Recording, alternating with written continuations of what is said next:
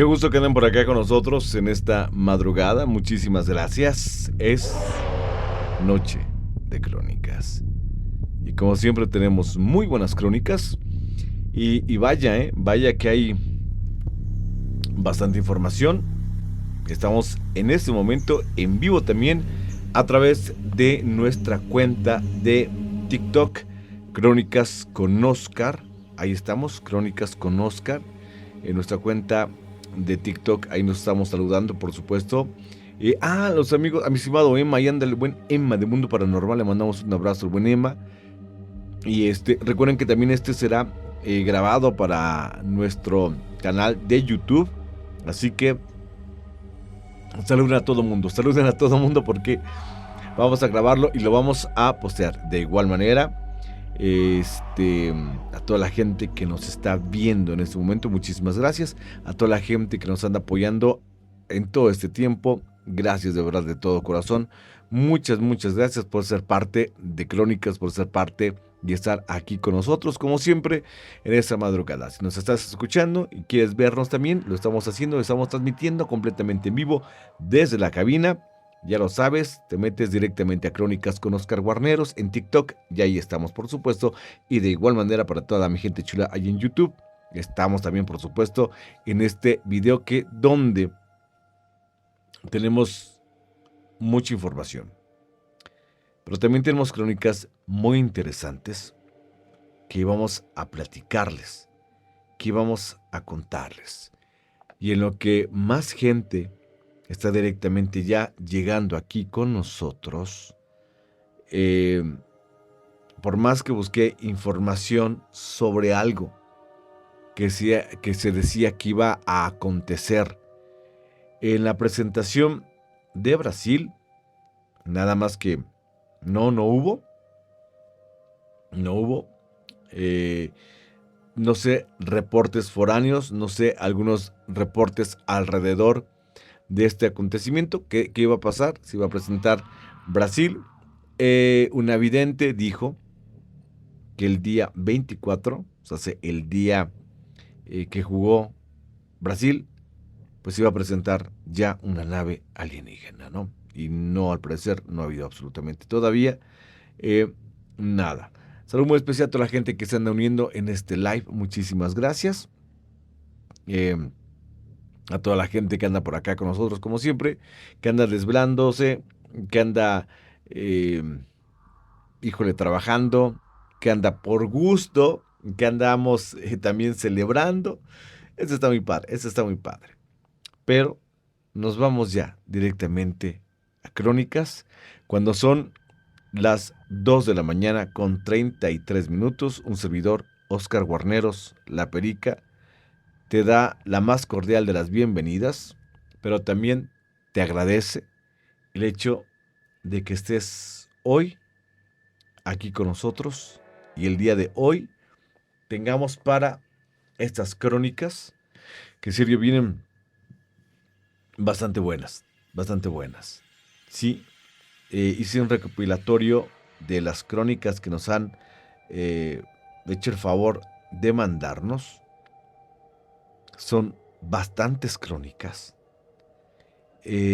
bastantes relatos cortos, pero también uno que me impactó es precisamente el exconvento de Santa Rosa. Hoy es Museo de Arte Popular de Puebla. ¿Ok? Tenemos la crónica y a ver si nos da tiempo. Es bastante larga esta crónica. Reitero, esta crónica nos las mandaron una persona, y en este caso nos platica que su papi trabajó, fue vigilante de ahí, de este antiguo exconvento de Santa Rosa, hoy Museo de Arte Popular de Puebla. Entre sus muros, de cantera gris, ladrillo y azulejos de Talavera, guarda secretos perturbadores desde la época virreinal. El origen de este místico recinto se remonta a finales del siglo XVII, comenzando en 1698 como un beatario para las monjas de la Orden de las Dominicas, el cual se transformaría oficialmente en el convento de Santa Rosa de Lima en 1745, tras las leyes de reforma en el siglo XIX. Las religiosas fueron exclaustradas de manera abrupta y el edificio sufrió severas transformaciones. Sirvió incluso como cuartel militar. Se convirtió en un tétrico hospital psiquiátrico para mujeres en 1926 y devino también en una insalubre, digamos, populosa, insalubre vecindad en 1968, donde, podríamos decir, se hacinaban más de 1,000 personas y finalmente abrió sus puertas como museo en 1973. Arquitectónicamente, el inmueble es un laberinto de misticismo y opresión barroca. Por dentro se encuentra fraccionado de forma rígida. La portería y los tonos regulaban el nulo contacto con las monjas de clausura con el mundo exterior. El majestuoso claustro de profesas, un patio flanqueado por severos arcos de piedra, columnas toscanas y una fuente central que, podríamos decir, cae en la monotonía, susurra monotonía. Las celdas y los amplios salones del piso alto destinados a los talleres de bordado, el coro alto, decorado con perturbadores frescos religiosos deslavados por el tiempo, y la joya de la corona, la monumental cocina de Santa Rosa.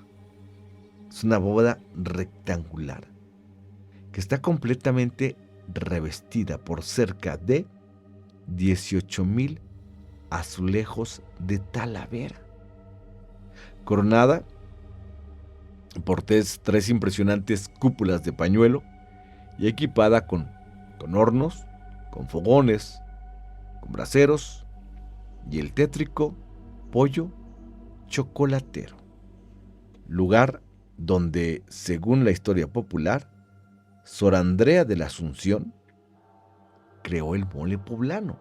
Ahí se hizo. Nos cuenta este amigo toda esta historia y dice: mi padre, don Tomás, dedicó más de 25 años de su vida a resguardar este sitio como vigilante nocturno.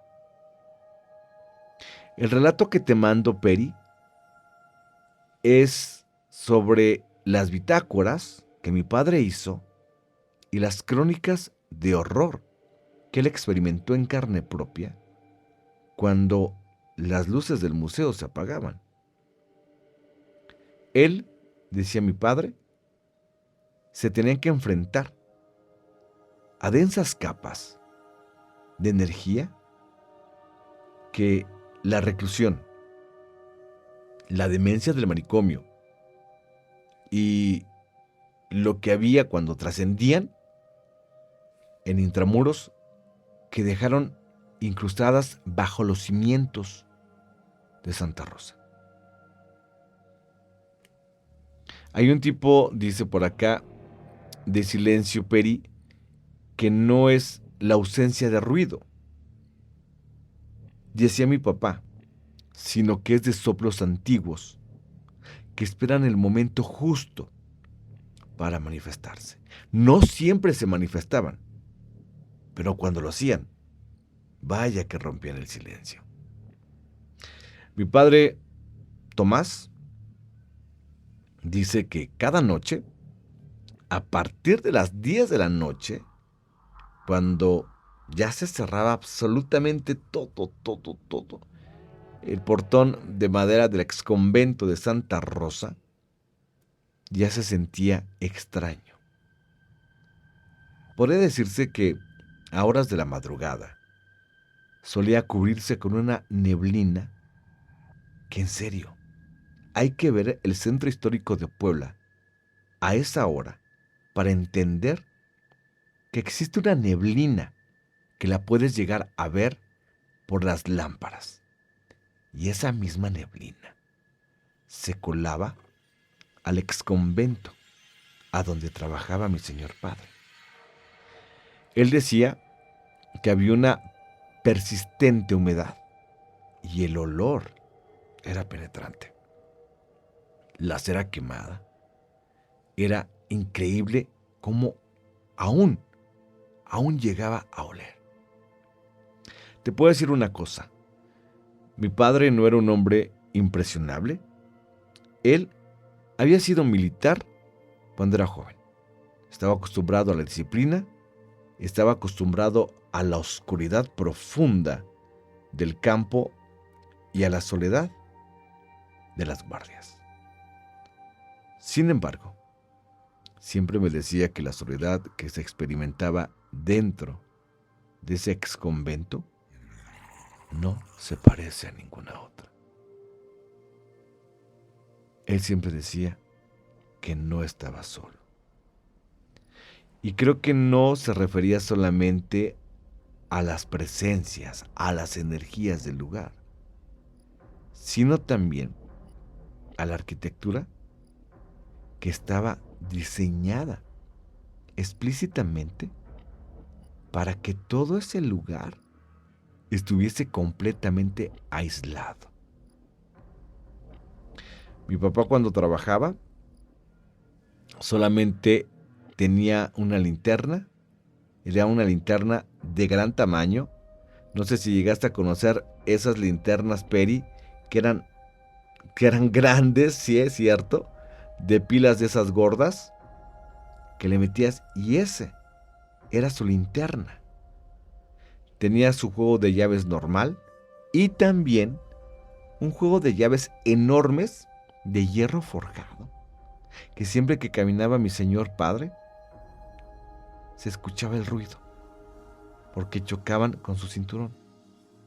Y siempre traía consigo una radio. Sintonizaba frecuencias de música de aquel entonces que a veces se escuchaba solamente en el lugar donde estaban debido al grosor de los muros de adobe y cantera. En este caso, donde él hacía base, era una mesa de madera ya vieja que estaba colocada justo en la antigua portería del recinto, cerca del enorme entorno, ahí donde las monjas de clausura, pues ahí recibían siglos atrás las provisiones del exterior, sin revelar jamás sus rostros. Durante los primeros meses de trabajo, de su empleo, allá por la década de los 80, el trabajo parecía rutinario. El edificio, que ya estaba transformado en Museo de Arte Popular, estaba lleno de vitrinas, que había trajes regionales, había árboles de la vida de barro, máscaras de danza de los tecuanes, jarras de cerámica vidriada, todo aquello, de noche cobraba un aspecto grotesco bajo la luz de su linterna. Imagínate las máscaras en la madrugada, iluminadas por la linterna que tenía mi papá.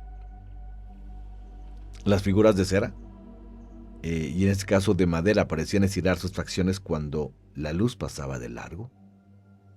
Pero mi papá lo atribuía siempre al juego natural de las sombras sobre las paredes cubiertas de cal.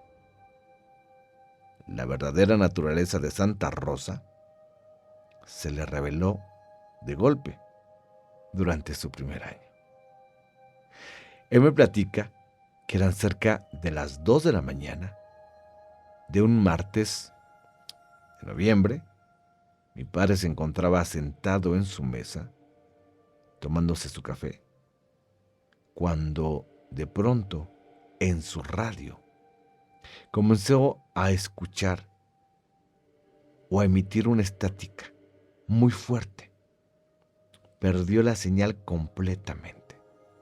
Mi papá decía que se acuerda perfectamente de que estaba escuchando la XEHR. Mi papá intentó ajustar la perilla, pero el ruido se agudizó. De pronto, había una extraña modulación que tenía un ritmo. En este caso, las ondas que llegaban al radio de mi papá, creo que distorsionaban el aparato. Llegó a escuchar algo. Mi papá dice que clarito escuchó un murmullo, pero no era un murmullo normal, era el murmullo de varias personas, era algo colectivo.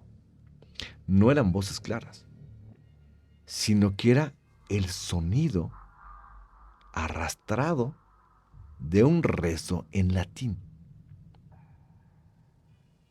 Él decía que podría escuchar cómo susurraban ese rezo. ¿En serio? Que aquella ocasión, dice mi papá, que los pelos se le pusieron de punta. De pronto, el radio se apagó de golpe. Ya no se escuchaba nada más. Sin embargo, el rezo no cesó. Al contrario, se escuchaba a los lejos un murmullo. Se escuchaban como letanías. Y esto se escuchaba fuera, pero llegaba hasta donde él se encontraba, a las porterías. Y parecía como si de pronto las paredes estuvieran repartiendo estas oraciones.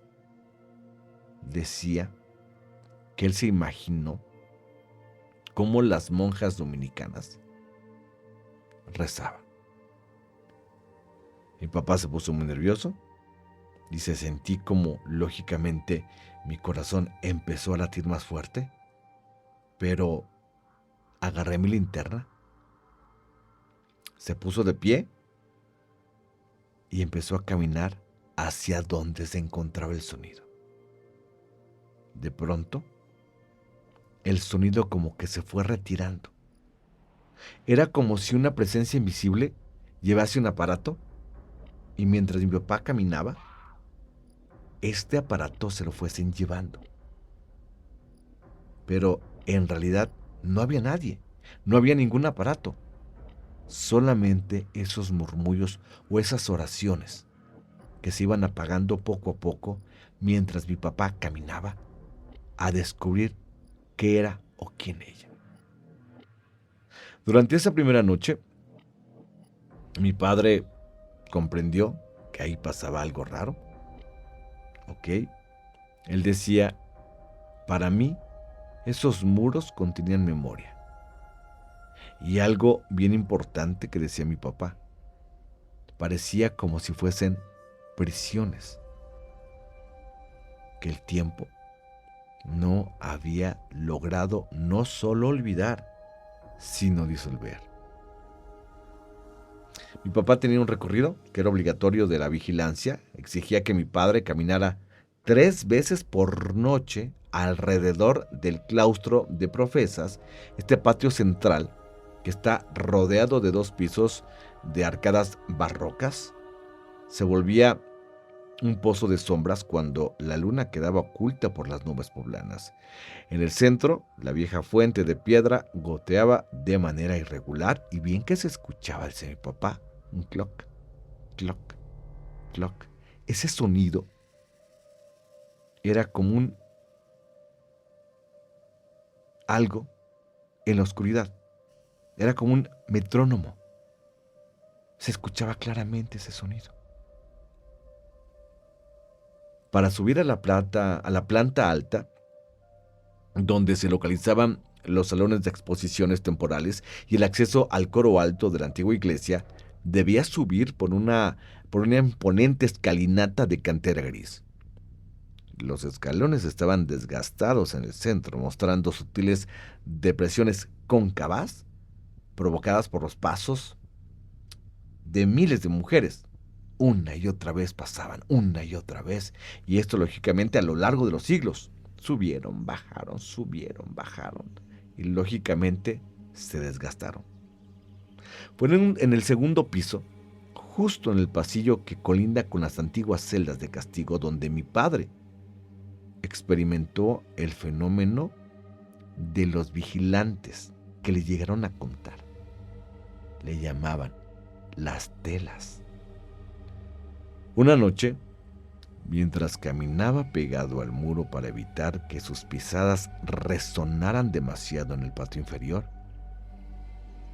sintió un cambio drástico en la temperatura corporal del ambiente.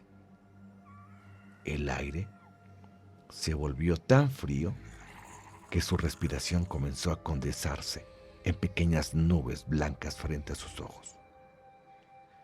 A unos 10 metros delante de él, la luz de la linterna iluminó algo que desafiaba la lógica física del lugar.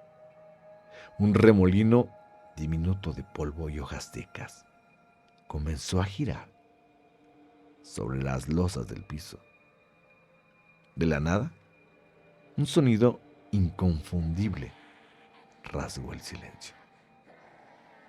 Era como si una tela gruesa se arrastrara sobre el suelo. Era el sonido de un hábito a ras de piso. Mi padre, al escucharlo, se detuvo. Iluminó la zona con firmeza. No había nadie. El pasillo estaba completamente desierto, bloqueado al fondo por una pesada reja de hierro, clausurada, con un candado de esos modernos, pero el sonido del ropaje escuchó claramente que avanzaba hacia él. El arrastre de la tela o del hábito era lento, era pesado. Era como si alguien anduviese cansado, lento. Dice mi papá que se imaginaba un cuerpo invisible y el hábito caminando hacia él poco a poco, lentamente. Pero te repito, Peri, no había nada. Lo más aterrador, según me contaba, es que los ojos de mi papá estaban fijos en la nada. No podía ver, escuchaba, pero no veía nada.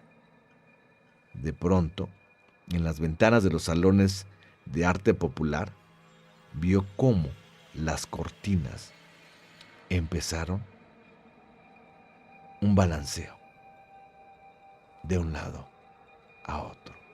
Era como si alguien con la mano las empezara a mover. Se escuchaba también cómo las cortinas rozaban. Volví a escuchar el sonido de alguien que avanzaba, poco a poco. Dice mi papá que llegó a escuchar cómo el sonido lo rodeaba, como si alguien caminara alrededor de él. Dice, en ese momento noté algo, un olor. Era un olor como a azucenas, pero también olía a humedad. Y algo curioso, que también olía a vinagre. Dice esto, que el vinagre era un antiguo remedio usado en la colonia para limpiar las llagas de los enfermos. Cuando de pronto mi papá olió y escuchó más bien como que este arrastre textil lo rebasó y el sonido se fue hacia el fondo del pasillo. Mi papá se armó de valor y lanzó un grito. ¿Quién anda ahí? Identifíquese. El sonido de manera inmediata cesó. El silencio volvió a caer como una losa de plomo sobre el claustro. La respuesta no fue verbal, no. Desde el extremo opuesto del pasillo, donde se ubicaban las ventanas altas que miraban hacia la calle de la 3 Norte, se escuchó un suspiro hondo. Se escuchó un suspiro cansado. Era como si alguien estuviese triste y estuviese con un cansancio abrumador. No era un lamento, no, solamente un suspiro. Ese suspiro que dice mi papá, tal vez era de alguien que llevaba siglos atrapado ahí, en ese lugar. Entonces mi papá se dio cuenta de que el convento, de que el lugar tenía capas de sonido, capas de horror, pero también capas de historia. La época monástica había sido severa. Las monjas dominicas que entraban allí hacían votos de clausura mayor, lo que significaba que jamás volverían a cruzar el umbral de la calle hasta que su corazón dejara de latir, hasta que trascendieran.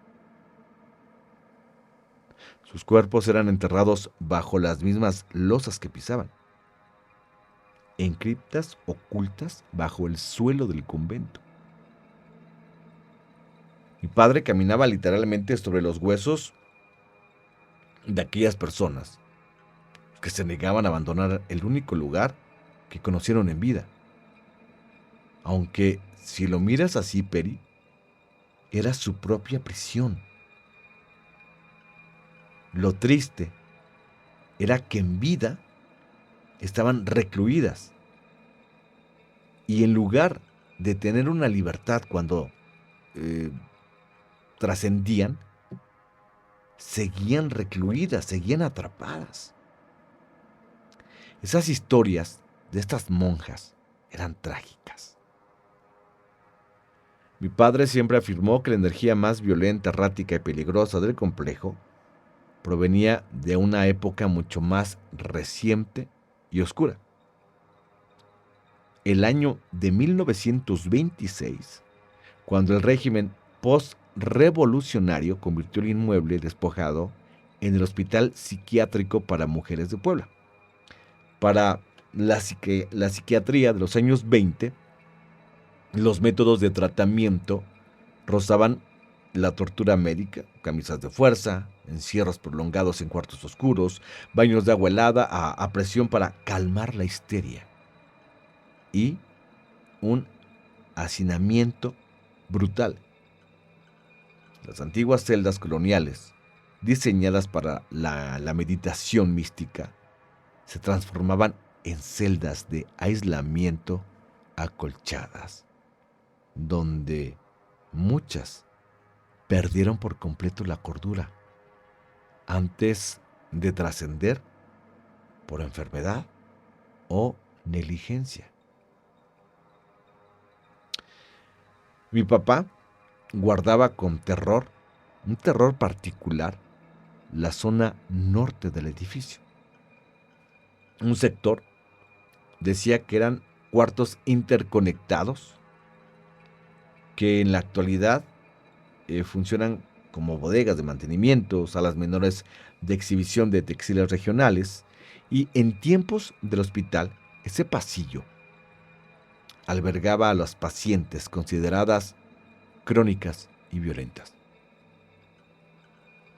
Había algo curioso y también aterrador que sucedía en las noches de lluvia, cuando había tormenta y cuando los rayos iluminaban fugazmente los tragaluces del techo. Decía mi papá que parecía que los rayos reactivaban los peores años de ese lugar, que en este caso, te repito, Peri, era el manicomio. Dice mi papá que recuerda una noche que llovía mucho, se escuchaba cómo el agua golpeaba los tejados y de pronto escuchó un golpeteo seco e incesante proveniente de uno de los salones del fondo de la bodega. Era un pum, pum, pum. Era el sonido sordo de una mano, de una palma humana golpeando con desesperación una superficie de madera. Pensando que algún indigente se había colado por los techos o que algún empleado se había quedado atrapado por error, acudió aprisa al lugar. Quitó los pesados pasadores de la puerta de madera del salón, abrió la puerta, apuntó con su linterna y en la habitación no había nadie. Estaba completamente vacía. Solamente había estantes metálicos con piezas de repuesto y algunas maderas apiladas. Pero, el olor de ese cuarto, el olor de ese lugar, era abrumador. Olía a algo rancio, olía a orina, olía a medicamentos y precisamente a vinagre. Era algo de verdad penetrante. Olía como si alguien te hubiese curado, pero en aquellos años. Mi papá se dio la vuelta, se empezaba a retirar, asumiendo que el ruido venía del exterior, y de pronto la puerta de madera se cerró de golpe, con una fuerza descomunal. Recuerda que no había ninguna corriente de aire en esa zona cerrada. Escuchó cómo el cerrojo cayó bajo su propio peso. Era como si alguien lo hubiese aventado, como si alguien lo hubiese cerrado. Mi papá se quedó quieto, inmóvil, y se dio cuenta que en ese momento él estaba completamente a oscuras. Trató de encender la linterna, pero no prendía. La linterna solamente parpadeaba y se apagaba. Mi papá dijo que era la negrura más absoluta que había visto. En eso escuchó risas de alguien. Alguien se reía, pero eran risas extrañas, como dementes. Dice también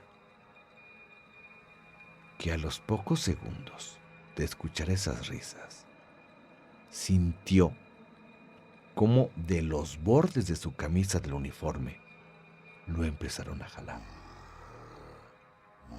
Y también inmediatamente escuchó un murmullo.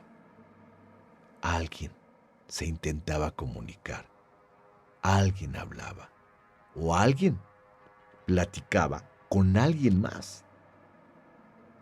Escuchó claramente algo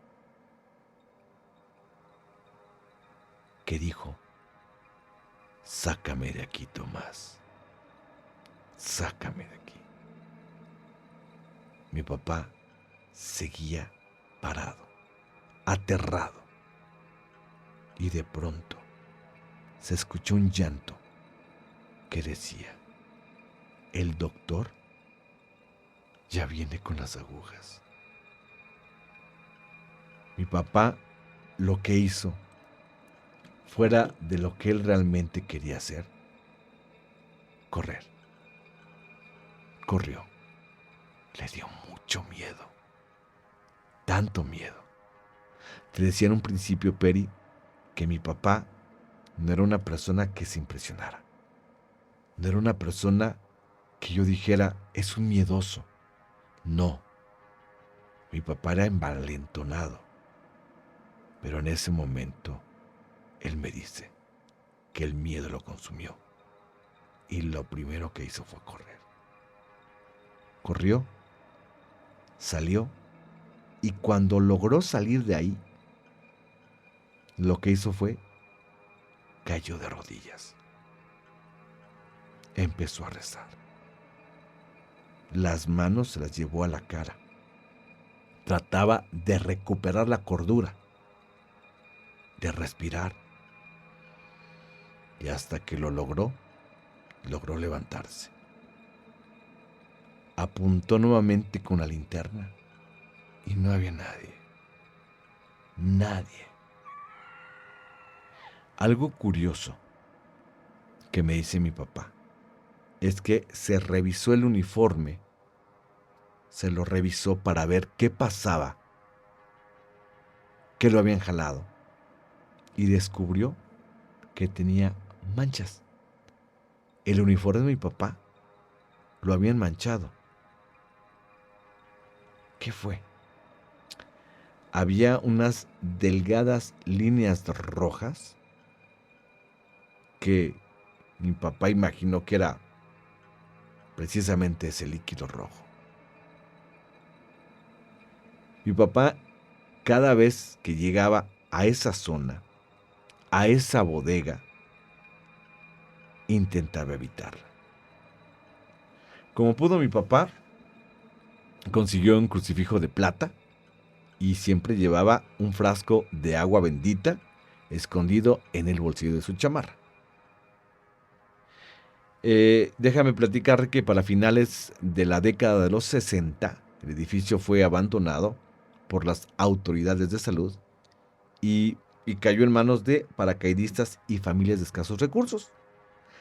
Te repito, Peri, ese lugar en esos años se convirtió en una macrovecindad. Ahí vivía muchísima gente, mucha gente, e incluso dividieron los salones señoriales con láminas de cartón, maderas y cortinas para improvisar viviendas. Aquella etapa trajo consigo, digamos, muchas tragedias. ¿Por qué? Porque había riñas, había gente que se iba de acá, de este mundo, había rincones oscuros, había accidentes trágicos, todo esto por la cantidad de gente que ahí vivía. Fíjate que mi papá se enteró de una historia muy triste donde involucraba a una pequeña que trascendió muy feo y muy fuerte cuando cayó de un barandal de madera del segundo piso mientras jugaba a las escondidas, dice, por allá por los años 60 y tantos, principios de los 70. Esta pequeña, esta niña, era bien conocida por toda la gente del lugar. La gente que hacía la limpieza, la gente que hacía, en este caso, la administración del museo, y lógicamente quienes resguardaban el lugar. Podían ver a esta niña. Sabían que había una niña. Mi padre relataba que con frecuencia, alrededor de las 3 de la mañana, se escuchaba el sonido de unas canicas de vidrio que rodaban por los escalones de la cantera, ahí, de ahí mismo. los escalones de cantera que se encontraban. Escuchaba el clac, clac, clac, clac. Dice mi papá que el sonido era nítido, como ese golpeteo inconfundible del vidrio chocando contra los escalones. Era impresionante.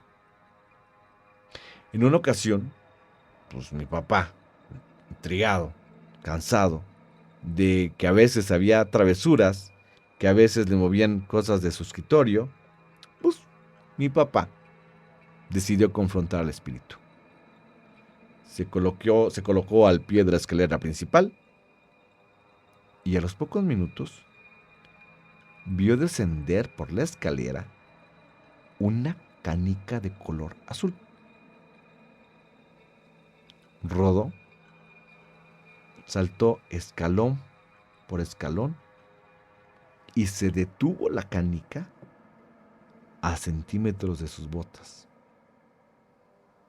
Mi padre se agachó, recogió la canica y la canica estaba helada, como si hubiera estado guardada dentro de un congelador. Cuando levanta la vista, vio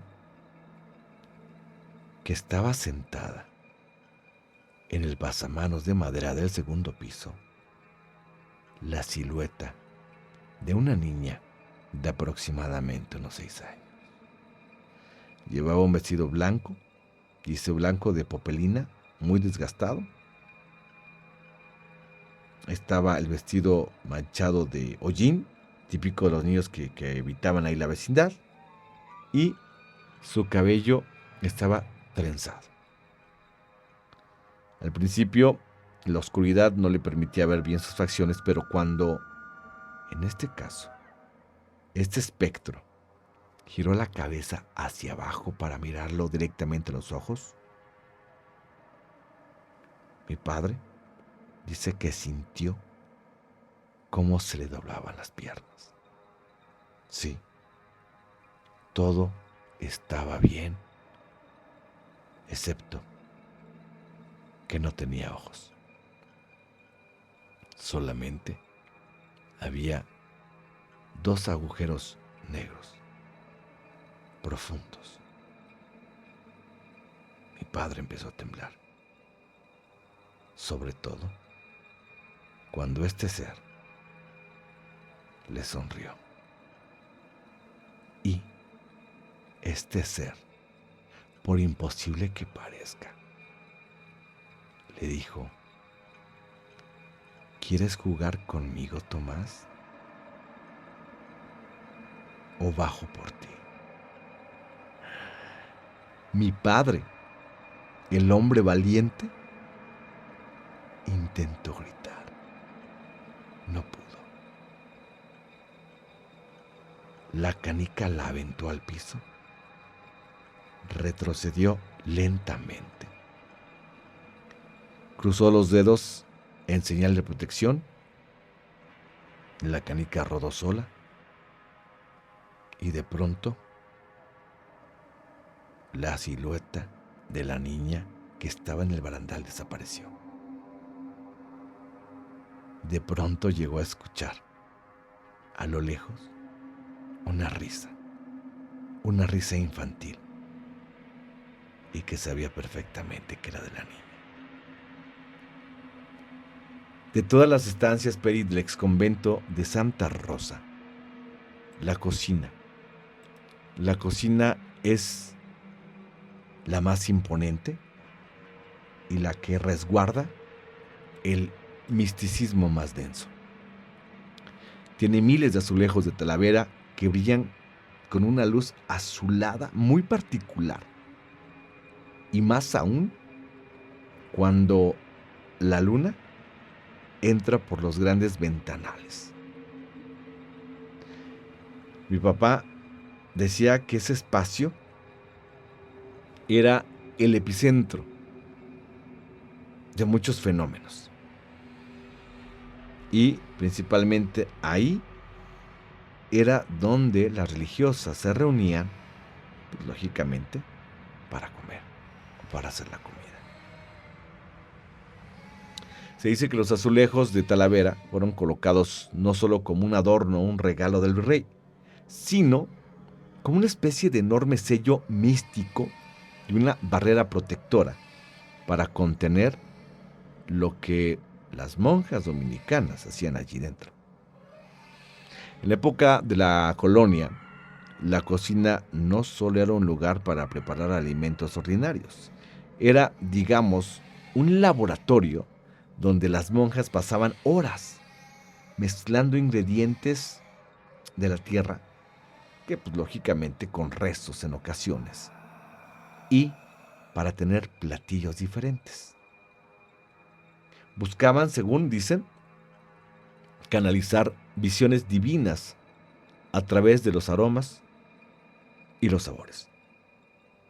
Una de las leyendas más arraigadas en las bitácoras secretas de los vigilantes era la aparición de la monja cocinera, que muchos identificaban popularmente como la propia Sor Andrea de la Asunción. Sí, la mítica creadora del mole. Pero la figura que mi padre vio, dice, no tenía nada de la estampa de dulzura que nos llegan a contar. Dice que pasaba ya a las 3 de la mañana, cuando hacía lógicamente su recorrido, y él se aproximó a la entrada de la gran cocina. De pronto llegó un olor extraño, muy intenso. No era un olor desagradable, era un olor picante, dulce, chocolatoso. Había canela. El olor era tan real y fresco que resultaba imposible que proviniera de las vitrinas que se encontraban ahí. No. Cuando se asomó, vio que el fogón ahí de mampostería, que estaba forrado de talavera, tenía un resplandor anaranjado.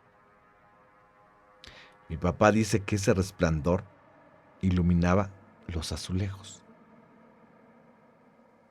Frente al fogón, de espaldas a él, se encontraba una mujer de gran estatura, vistiendo el hábito completo de la orden dominicana. Él logró ver que algo colgaba, que en este caso era un escapulario blanco, manto negro y el velo ajustado a la cabeza que ocultaba por completo su cuello. Él vio cómo aquella figura femenina sostenía con sus manos una enorme cuchara de madera con la que agitaba de manera rítmica el interior de una inmensa cazuela de barro molera. Mi papá se quedó petrificado. El sonido del guiso hirviendo era perfectamente audible. Se escuchaba el blup, blup, blup, blup de cómo mi papá imagina que era el mole. La monja agitaba la mezcla mientras se escuchaba una letanía. Era como un mantra. Era algo que decía la monja. Dice mi papá que escuchó que decía a San Pascual bendito: ollas y cazuelas brincas, brincas, dale sazón a mi cazuela. Esto lo repetía una y otra vez, una y otra vez. Mi papá dio un paso al frente y el crujido de su bota sobre el suelo hizo que la monja se quedara completamente quieta. Este ser, este ente, estaba inmóvil.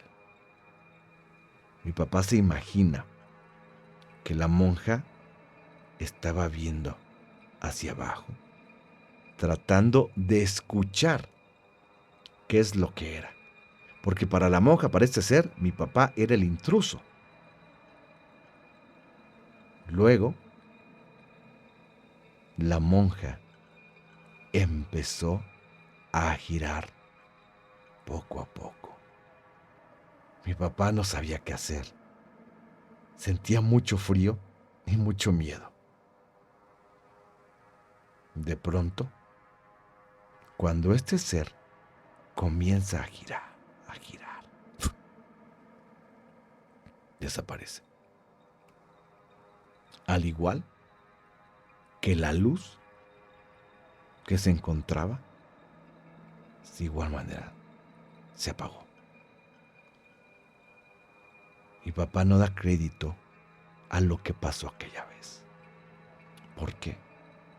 Porque no solamente logró percibir el olor del mole, logró percibir también un humo, el humo que desprendía el resplandor naranja. E incluso, dice mi papá, que ese humo le llegó a entrar, lógicamente, a respirar y empezó a toser. Pero cuando él realmente vio bien, el fogón estaba extinguido. No había nada. No había nada de fuego. La cocina lucía exactamente como se ve de día. Quieta, silenciosa y solamente iluminada por la luna. No había nada más de lo que mi papá había visto hace unos momentos. No había brasas, ya no había olor de mole, ni rastros de la monja. Solamente, dice mi papá, que vio una especie de mancha de color gris en el piso, pero no había otra cosa. El último de los grandes horrores que mi papá documentó en sus memorias antes de jubilarse, antes de salirse de ahí, ocurrió en el Coro Alto, el espacio situado en la planta superior de la antigua capilla del convento. Esta zona decorada con óleos monumentales dedicados a la vida de Santa Rosa de Lima y techos abovedados con finas yeserías barrocas, poseía una de las cargas espirituales más complejas de ahí. ¿Por qué? Porque ahí, dice mi papá, que se conectaban los tres periodos históricos del dolor del inmueble. Era el lugar donde las monjas cantaban sus salmos de espaldas al mundo y el salón donde los médicos del psiquiátrico realizaban las evaluaciones conjuntas de las pacientes más graves.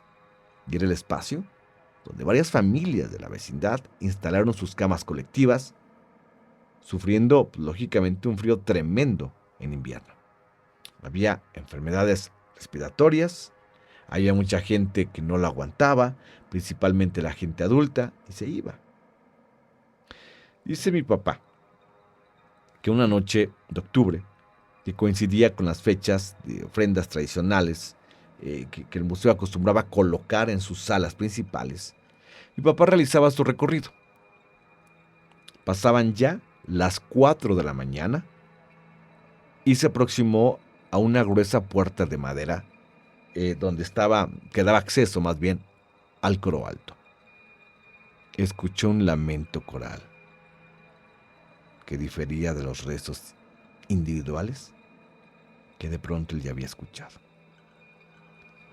Este era un llanto como unísono, sordo, desgarrador. Cientos de voces masculinas y femeninas se mezclaban en ese coro. Lo escuchaba. Mi papá lo que hizo fue llegar al lugar, empujar la puerta iluminó con su linterna el espacio del coro alto y lo que vio aún lo recuerda perfectamente. El salón no estaba vacío. Había ahí, sentadas en las antiguas bancas de madera, había unas figuras.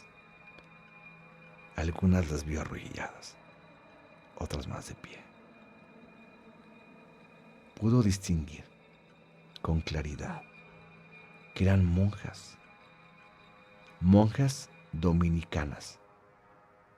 dominicas, con las manos entrelazadas. Estaban oraban.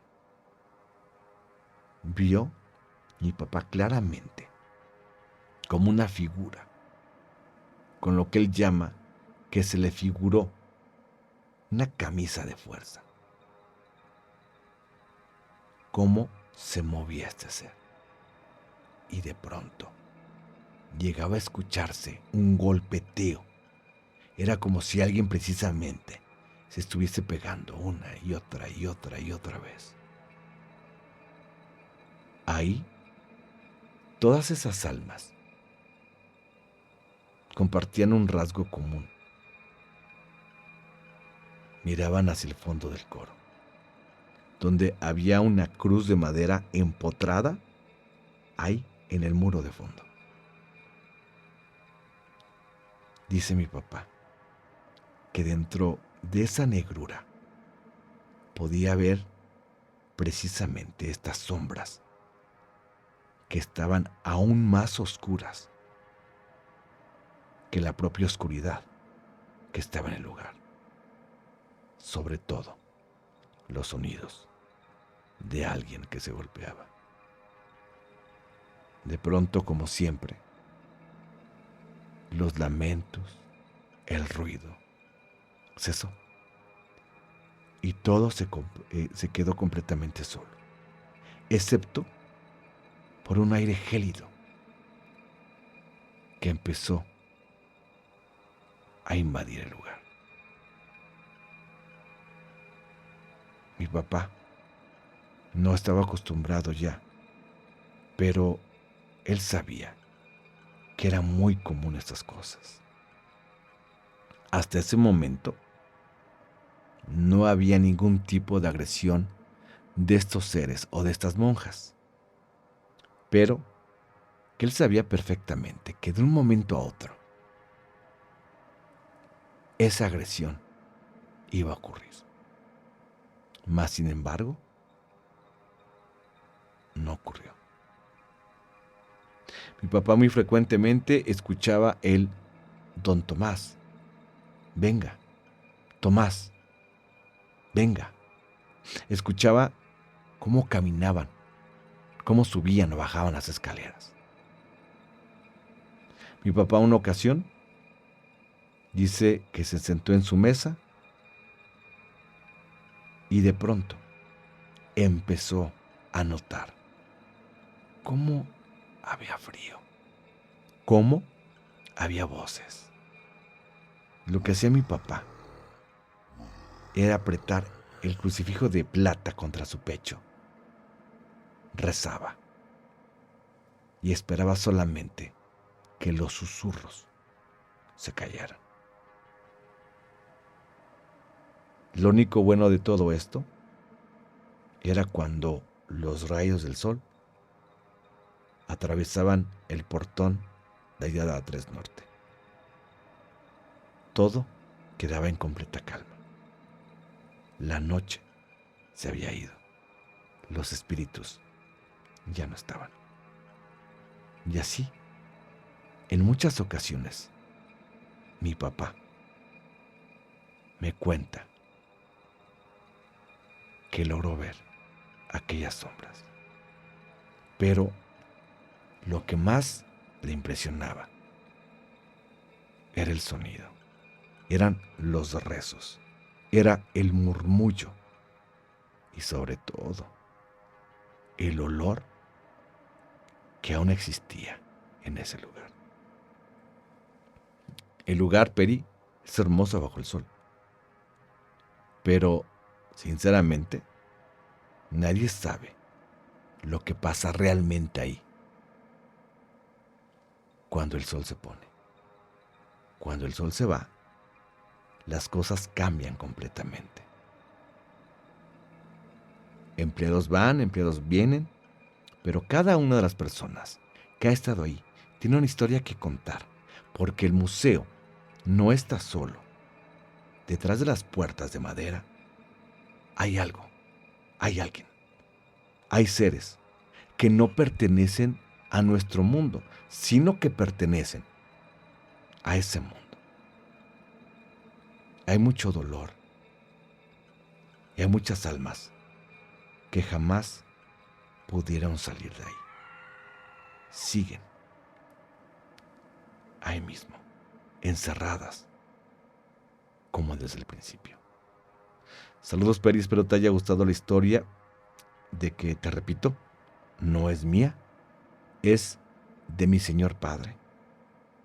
Pero creo que está por demás muy interesante conocer lo que mi papá vivió mientras fue vigilante, mientras cuidaba y mientras caminaba por los pasillos con su linterna. Excelente noche, Peri. No, hombre. Qué fuerte. Son historias que de pronto llegamos a saber, que nos llegan a contar. ¿Por qué? Porque de pronto estas historias, que de verdad yo no tenía conocimiento absolutamente de nada, de lo que me cuentas, de que tu papi llegó a vivir, no solamente ellos, sino de lo que también llegó a tener el lugar como historia.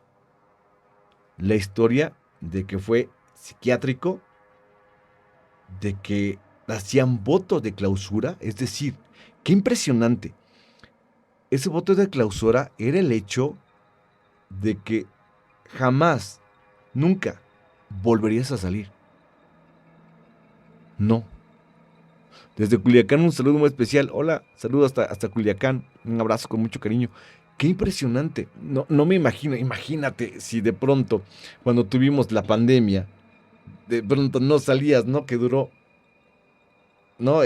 No sé, cosa de más de un año, ¿no? Salías con mucha precaución y todo ese rollo. Aquí, un voto de claustro es impresionante, es muy fuerte. No, no es que no veas la luz del sol ni nada, sino que por voluntad no salgas de ahí. Digo, hay quienes, y conocemos, ¿no? Quienes hacen votos de silencio, quienes están precisamente con algún compromiso, sí, pero el hecho de que hagas un voto de claustro está bien fuerte, está bien cañón. No me imagino, y sobre todo la historia, el proceso del ex convento de Santa Rosa. Eh, Tengo también la historia que llegué a darle su leída y está bien interesante del ex convento de Santa Mónica. Esto la próxima semana se las voy a dar a conocer. De igual manera, tiene su misterio, tiene, eh, no diríamos su encanto, pero la historia de este ex convento de Santa Mónica también es impresionante. Será muy especial a mi estimada Jessie. ¿Por qué es impresionante?